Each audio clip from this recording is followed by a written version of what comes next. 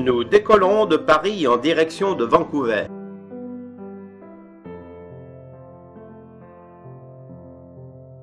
Visite de Vancouver et de ses environs. Ensuite, direction l'île de Vancouver. Retour vers Vancouver, vers les parcs nationaux de Banff et de Jasper. Direction Edmonton, Calgary et visite du parc des dinosaures à Drumheller.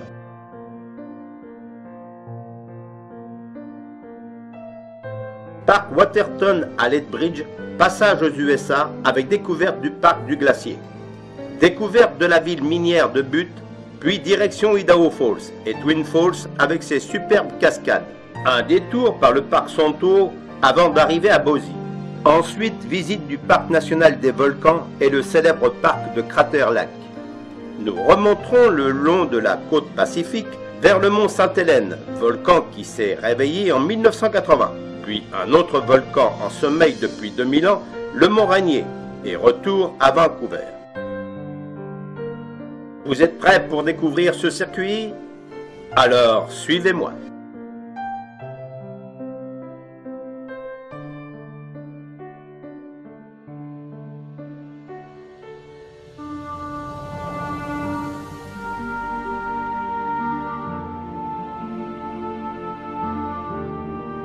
Vancouver, métropole de la Colombie-Britannique, avec ses 2 millions d'habitants, est la troisième agglomération canadienne derrière Toronto et Montréal.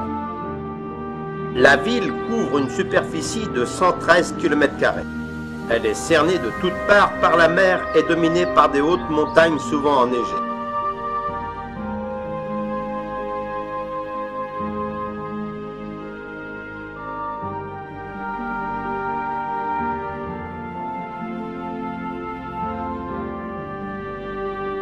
En moins d'un siècle, elle est devenue le centre financier, commercial et industriel de la Colombie-Britannique.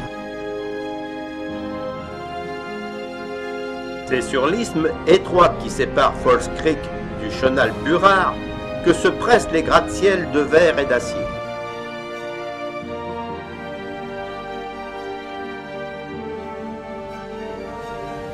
Nous visiterons un quartier plus pittoresque, celui de Gaston. Dans ce quartier se dresse la statue de John Deighton, plus connu sous le nom de Jacques le Bavard. C'était un personnage entreprenant qui, le 29 septembre 1867, arriva en ces lieux avec sa femme indienne, sa belle-mère, un chien, 2 poulets, 2 chaises et un tonneau de whisky, et s'installa aux portes d'une scierie. Les compagnies interdisaient la vente d'alcool. Aussi, le nouveau venu eut un succès immédiat. Il parvint à persuader ouvriers assoiffés de bâtir une taverne. Et c'est ainsi que naquit une petite localité nommée Gassiston. Elle est aujourd'hui pleine d'attraits avec ses façades de briques, ses rues pavées et ses lanternes à l'ancienne. À l'extrémité de cette rue se trouve une étonnante horloge à vapeur qui siffle comme un train.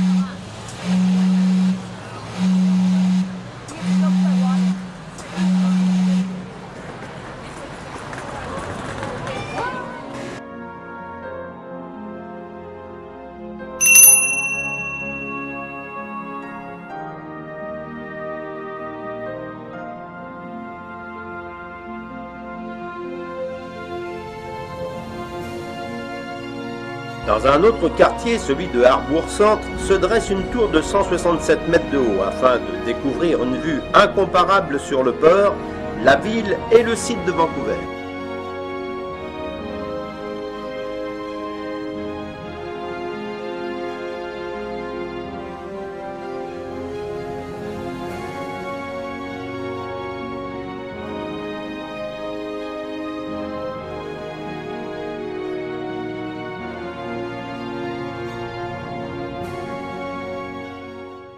Stationner dans le centre-ville est interdit.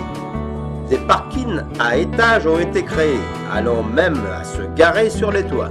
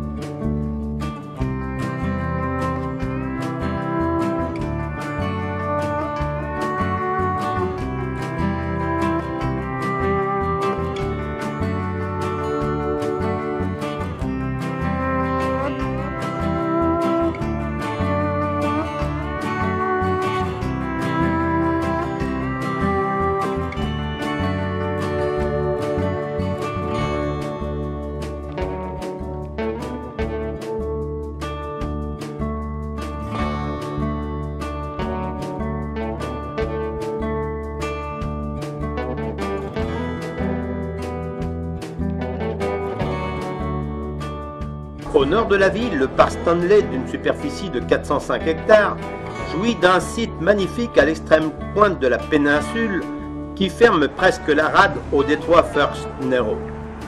Il offre un espace de nature et de détente avec ses plages et ses promenades.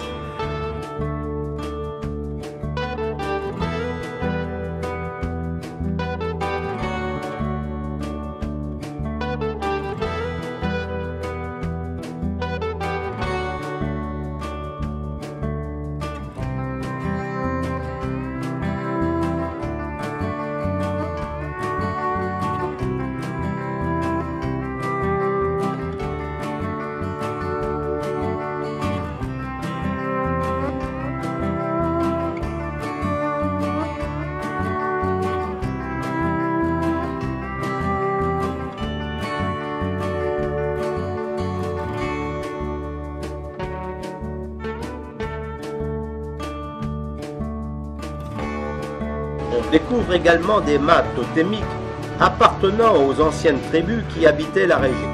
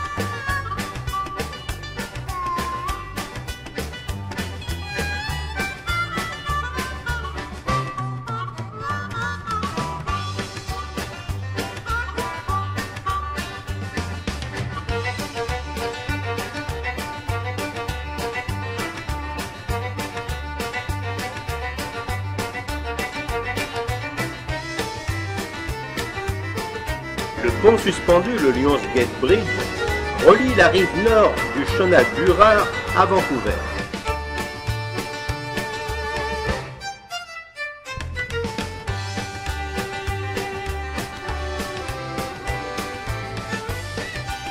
Sur cette rive, des petits cours d'eau au creuset des gorges profondes.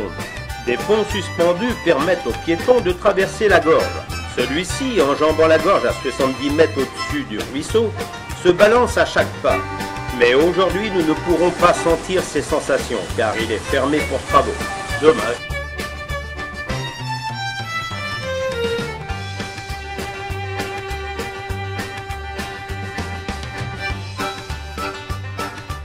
En remontant vers le nord, nous nous arrêtons au musée de la mine. Cette ancienne mine de cuivre fut l'une des plus importantes de l'Empire britannique. C'est en 1888 que fut découvert ce gisement de cuivre. Elle employa des centaines d'ouvriers avec du matériel rudimentaire et dans des conditions de travail laborieux. Cette mine fut fermée en 1974. Actuellement, elle sert à montrer aux visiteurs ce que fut la vie de tous ces mineurs avec une démonstration du matériel.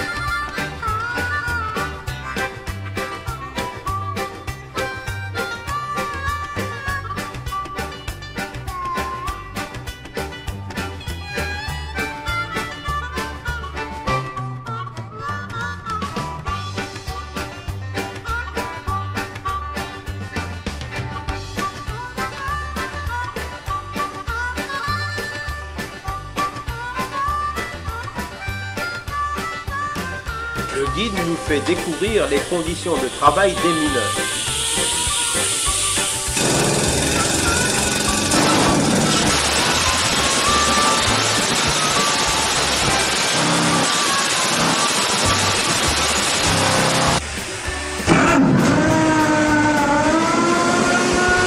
Beaucoup de bruit, et les mineurs mangeaient à l'intérieur de la galerie. Le guide nous demande à quoi servait cet engin. Trouvé? Non? Eh bien, ce sont les toilettes, et celles-ci sont à 2 places.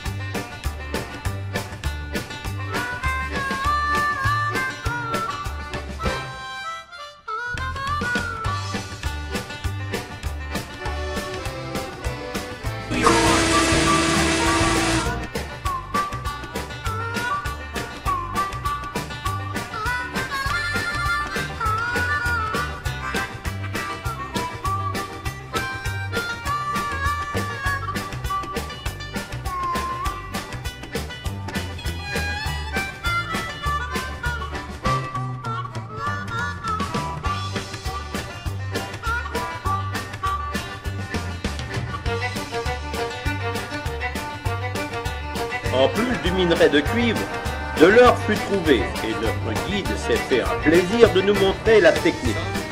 Nous n'avons pas réussi.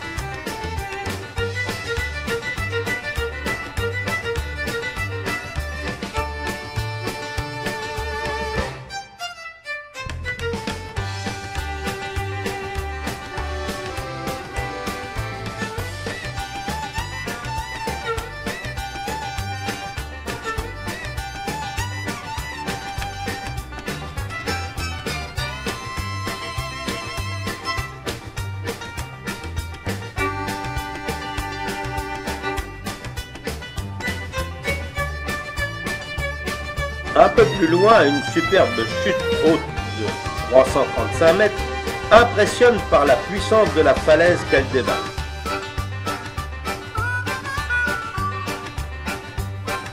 Bois-Mitch est un petit centre de l'industrie du bois, dominé par le mont Garibaldi.